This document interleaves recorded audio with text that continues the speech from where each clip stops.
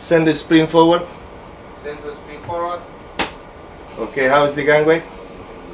How is the gangway? El port de València acull creuers de tot tipus. L'arribada de l'Ocean Nova a la terminal de Transmediterrània confirma este fet. El barco va ser construït en 1992 a Dinamarca per cobrir serveis de ferri en la costa oest de Groenlàndia. Té una estructura molt dura i reuneix les condicions per a poder navegar pel gel. La primera parada a València s'ha celebrat amb el lliurament d'una metopa al capità del buc per part de l'Autoritat Portuària de València i un present per part de València Turisme en un acte amb representants de la consignatària y la terminal. Fue diseñado para estar en medio del hielo, primero que nada. Como ferry en Groenlandia, pasó toda su vida, invierno y verano en Groenlandia. Segundo, él tiene una característica de hielo.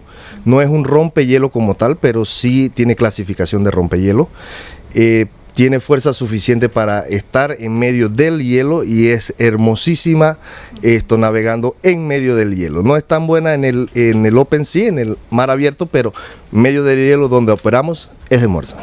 El vaixell està celebrant el 10è aniversari de la seva remodelació en 2007 amb un viatge per la costa oest espanyola. I la seva arribada a València ha sigut molt ben valorada. Contentos porque es el complemento perfecto a otro tipo de cruceros que la autoridad portuaria está intentando atraer para consolidar nuestra posición como puerto de referencia en el Mediterráneo para este tipo de barcos. Els creueristes han fet una excursió pel centre de València i s'han interessat molt pel casc antic, l'oceanogràfic i la fàbrica Lladró, a més de la gastronomia local.